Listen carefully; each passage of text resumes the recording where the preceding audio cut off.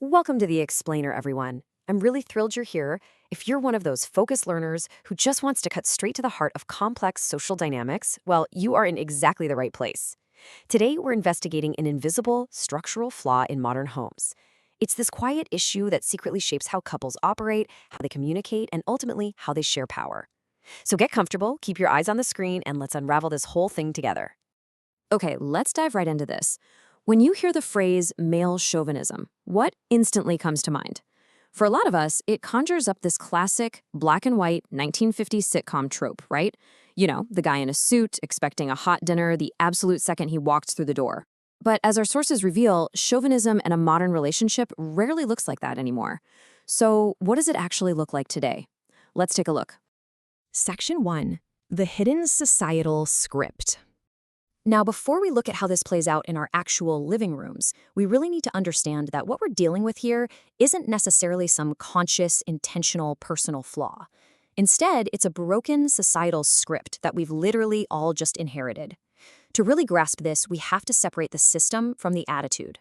So, patriarchy is the broader social system where men hold primary power, but male chauvinism, that's the ideological attitude or the belief system that justifies that power.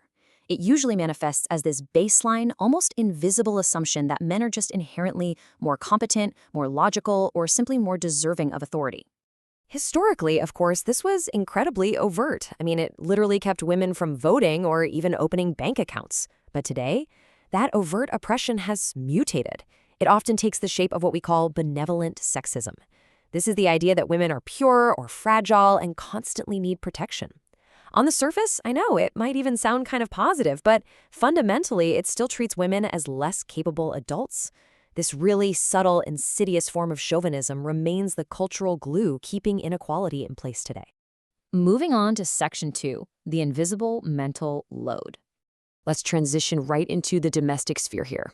Now, what's really interesting about this slide is that the labor causing all the friction in modern homes isn't just physical work. Even when both partners are working full-time jobs, the second shift at home is completely dominated by invisible work.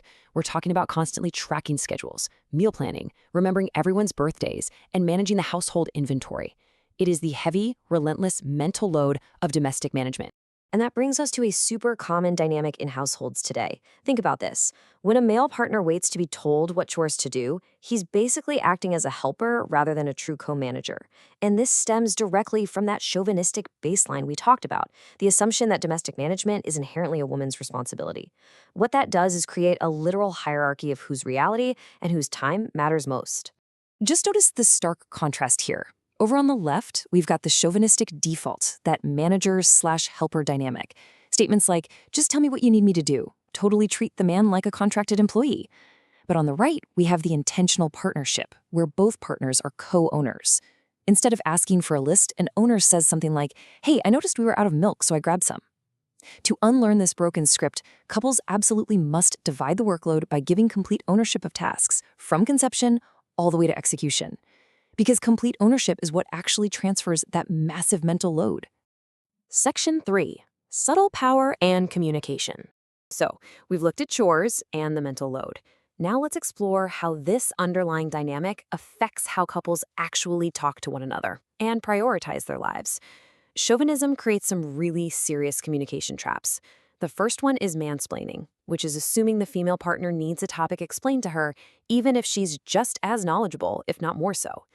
The second is invalidation, brushing off her totally valid frustrations by just calling her irrational or too sensitive. These behaviors do something very specific. They automatically position the man as the default voice of reason, which effectively dismisses the female partner's entire reality and lived experience. And unfortunately, this subtle power imbalance definitely spills over into major life choices. Even in couples who really strive to be egalitarian, chauvinistic conditioning often dictates exactly whose career takes a backseat when life gets complicated. The man's job is frequently treated as the primary career simply by default. And, if the woman out-earns her partner, this conditioning can cause massive friction, mainly because the man has been taught his self-worth is entirely tied to that traditional provider role. Section 4. The Emotional Trap for Men.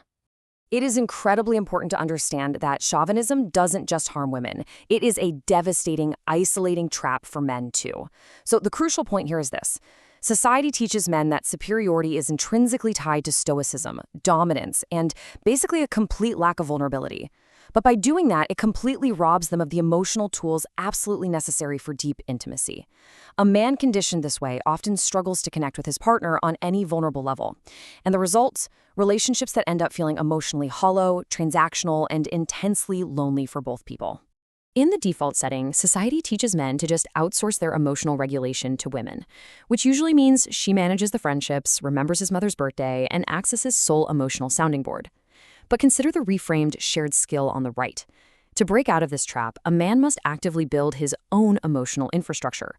He needs to initiate social plans and cultivate deep, meaningful friendships with other men, so his partner isn't left carrying the entire emotional weight of his world. Section 5. Rewriting the script together. All right, we've diagnosed the invisible intruder. Now let's focus on the actionable steps couples can take to intentionally redesign their partnership. I absolutely love this quote from the source material because, well, it is just so real. When a female partner points out chauvinistic behavior, like mansplaining, for example, the male partner's default reaction is usually intense defensiveness. He immediately thinks, I'm not a sexist monster, I just wanted to explain the tax code. And honestly, it's a very natural reaction to feeling attacked. But navigating that defensiveness requires a really crucial skill, separating your intent from your impact. Your intent might have been totally innocent or even helpful, but the impact felt condescending. Building a healthy dynamic requires acknowledging that impact without constantly fighting about the intent. Just saying, hey, that wasn't my intention, but I completely see how it made you feel dismissed, is exactly how you start to rewrite that script. And this brilliantly illustrates the next actionable step, auditing your decision-making power. You really have to look for those hidden hierarchies. Try asking yourselves these 4 questions. Whose schedule dictates the flow of the week? When a kid gets sick, whose job defaults to taking the day off? If you had to move tomorrow, whose career takes priority? And who handles the mundane household admin, like paying bills or calling the plumber? Now, if the answers to those audit questions skew heavily toward the male partner's convenience and the female partner's compromise, well, you've found the structural chauvinism in your relationship. But the really good news is you have the power to fix it. You can begin deliberately flipping the script on the next few decisions to actively rebalance those scales of compromise and convenience. Now, just a quick word of caution here. Dismantling these deep-seated dynamics is exhausting. The female partner can easily burn out from constantly pointing out inequalities, and the male partner can experience some major change fatigue from feeling like he's constantly being corrected. So to survive this process, you really have to adopt an us versus the problem framework. You must frame the chauvinism as an external intruder in your house rather than a personal attack on each other. Which brings us to our final and perhaps most powerful thought of this explainer. It is not you versus me, it is us versus the patriarchal habits we were taught. Unlearning chauvinism isn't about fixing a bad partner, right? It's about recognizing that you were both handed a fundamentally broken script and deciding together to write a new one. Thank you so much for joining me for this explainer today. So I leave you with this. What hidden hierarchies are operating in your home right now, and which one will you and your partner choose to dismantle first? See you next time.